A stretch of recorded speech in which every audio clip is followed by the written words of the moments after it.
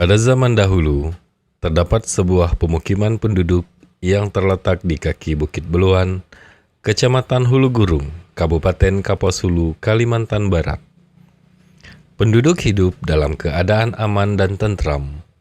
Tanah tempat bercocok tanam sangat subur.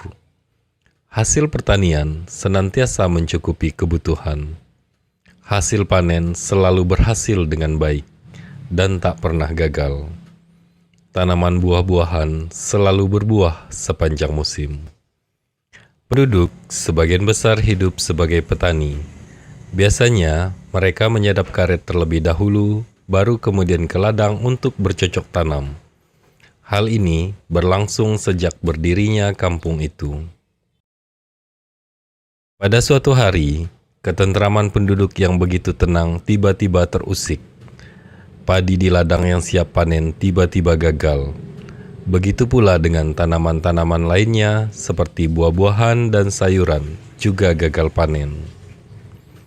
Babi hutan dan burung-burung telah menghabiskan jerih payah petani selama berbulan-bulan. Keadaan ini diperburuk oleh tidak berbuahnya pohon durian, langsat, mawang, mangga, dan lengkeng.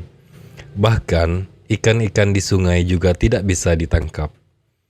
Kejadian seperti ini baru pertama kali terjadi.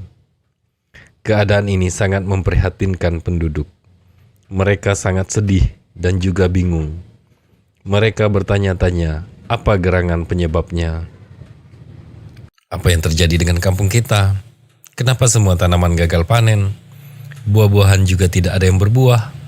Ikan di sungai juga menghilang. Tidak ada persediaan makanan kita lagi.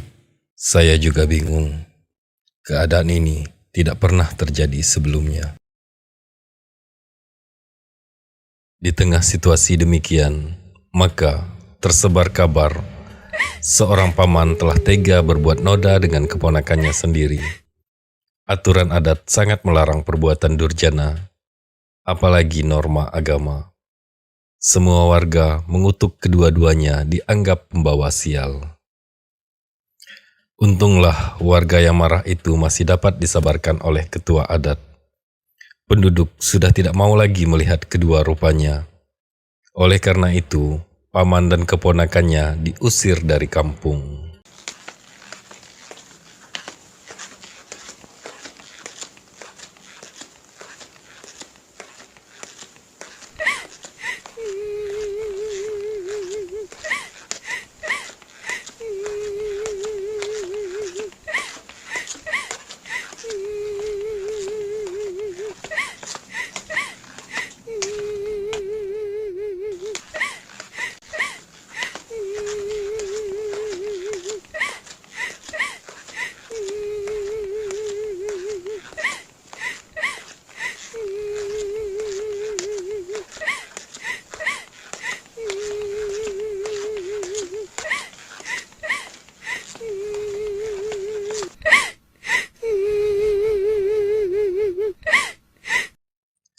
Hari-hari terus berlalu. Pada suatu hari, cuaca yang tadinya cerah tiba-tiba berubah.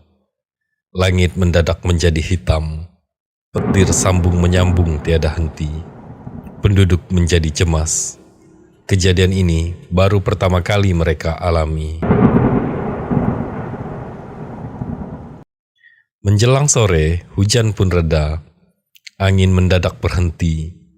Baru saja warga menarik napas lega, tiba-tiba mereka dikejutkan oleh suara petir yang menggelegar.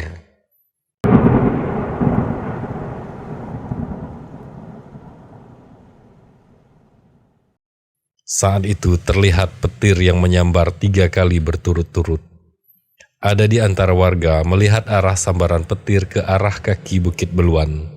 Tepatnya ke rumah paman dan keponakan yang terusir dari kampung. Saat petir menyambar rumah itu, maka ketika itu pula rumah tersebut menjadi batu, termasuk penghuninya.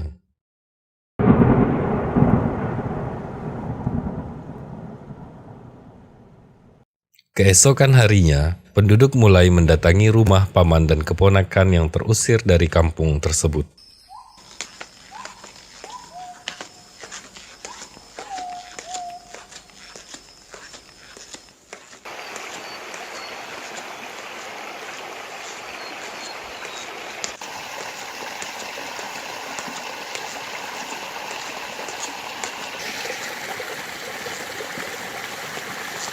Alangkah terkejutnya mereka saat melihat tiba-tiba ada sebuah batu besar yang mirip seperti rumah. Para penduduk pun saling bertanya-tanya, "Kemana rumah paman dan keponakan yang terusir dari kampung?" "Saya juga tidak tahu. Sepertinya mereka dan rumahnya hilang tanpa bekas." Kemudian, penduduk pun mulai memasuki gua tersebut. Alangkah terkejutnya mereka melihat di dalam gua terdapat sepasang batu yang bentuknya mirip manusia.